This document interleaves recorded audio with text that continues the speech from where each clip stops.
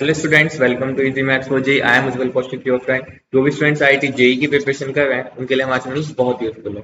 तो आज क्वेश्चन है, let A B the set of all points alpha and beta such that the area of triangle form by the points this and alpha beta is 12 square unit. Then the least possible length of the line segment joining the origin to a point A.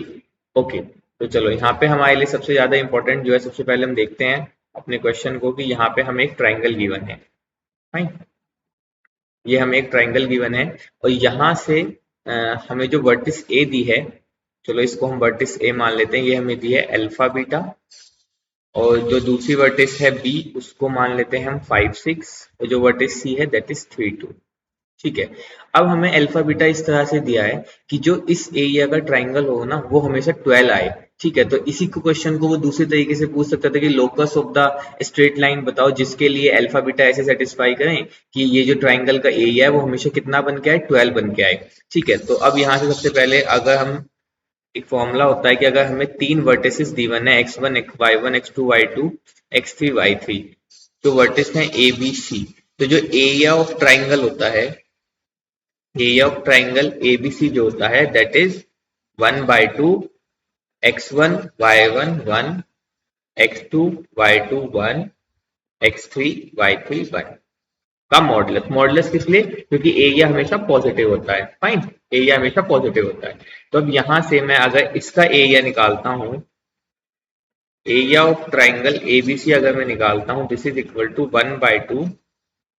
तो यहां से कर लेते हैं 3 2 1 5 6 1, और यहां से कर लेते हैं अल्फा बीटा 1। तो अब मैं इसको सोल्व करता हूँ, 1/2।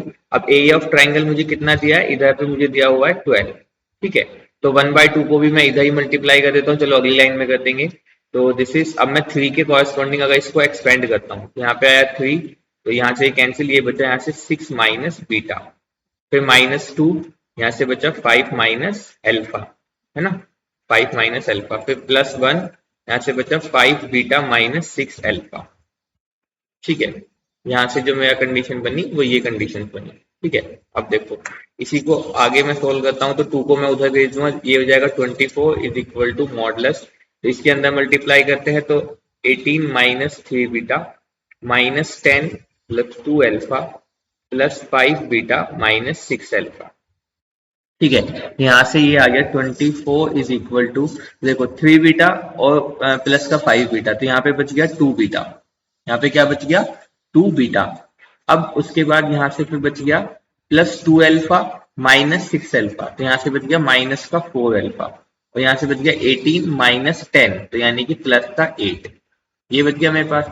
अब मैं यहाँ से 2 कॉमन लेता हूँ, तो इधर बन जाएगा 12 इज इक्वल टू, यहाँ पे बच जाएगा मेरे पास बीटा माइनस 2 अल्फा प्लस 8, नहीं +4, जब 2 कॉमन ले लिया +4, दिस इज इक्वल टू 12। अब देखो हम जानते हैं कि modulus of x is equal to plus minus a. अच्छा, मॉडुलस ऑफ x अगर a के इक्वल होता है तो वहां से x मेरा प्लस माइनस a के इक्वल होता है। तो यहाँ पे मॉडुलस वैल्यू क्या है, ये पूरी वैल्यू, यानी कि beta minus 2 alpha plus 4 is equal to, एक बार 12 के इक्वल होगा, बीटा माइनस 2 अल्फा प्लस 4 एक बार माइनस 12 के इक्वल होगा। ठीक है, अब देखो ये अल्फा बीटा जो होता है इसे मैं बेसिकली लोकस भी कह सकता हूँ। भाई यही तो वो लाइन है जो हमेशा ऐसे एक्स वाई को सेटिस्फाई करती रहेगी, ऐसे अल्फा बीटा को, जिससे मुझे ट्राइंगल का एरिया हमेशा 12 मिलता रहे।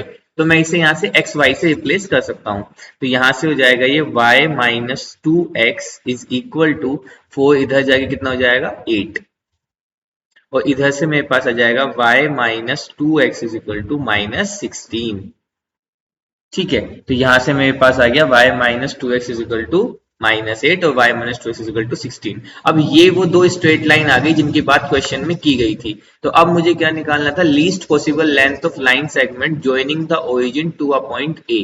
तो बेसिकली इस ये जो लाइन आई है, अब इस लाइन का मैं ओरिजिन से डिस्टेंस निकाल देता हूँ। ठीक है, तो y minus 2x minus 8 is equal to 0। अब अगर कोई पॉइंट x1 y1 है और उसका हम परपेंडिकुलर डिस्टेंस निकालें ax1 plus B ax plus B Y plus C is equal to 0 से, लीस्ट पॉसिबल डिस्टेंस जब भी हमें निकालना होता है हम हमेशा परपेंडिकुलर डिस्टेंस ही निकालते हैं। तो यहाँ से परपेंडिकुलर डिस्टेंस क्या होता है, ax1 plus B Y one plus C upon under root of A square plus B square. बस इसी फॉर्मूले को यहाँ पे यूज करेंगे। यहाँ से परपेंडिकुलर डिस्टेंस कितना आ जाएगा, ए एक्स वन, यानी कि 0 0, तो यहाँ पे बच जाएगा सिर्फ माइनस का 8 अपॉन अंडर रूट 1 का स्क्वायर 1 प्लस -2 का स्क्वायर 4। तो यहाँ से परपेंडिकुलर डिस्टेंस आ गया 8 बाय अंडर रूट 5। एक परपेंडिकुलर डिस्टेंस तो आ गया 8 बाय अंडर रूट 5। अब इधर से परपेंडिकुलर डिस्टेंस निकालते हैं, क्योंकि यही दो स्ट्रेट लाइन पॉसिबल है बस, जो हमेशा हमें एरिया 12 देंगी। तो y minus 2x plus 16 is equal to 0। अब अगर मैं यहाँ से परपेंडिकुलर डिस्टेंस निकालूंगा, this will be 16 upon under root 5, यानी कि 16 अपॉन अंडर रूट 5। अब इनमें से लीस्ट कौन सा है, तो लीस्ट है हमारा 8 बाय अंडर रूट 5। तो हमारा जो आंसर हो जाएगा 8 by under root 5। Option 1 is our right answer. I hope you are able to understand the video. If you have still doubt, you can ask to me into the comment box. Thank you very much. Please subscribe the channel. Be happy.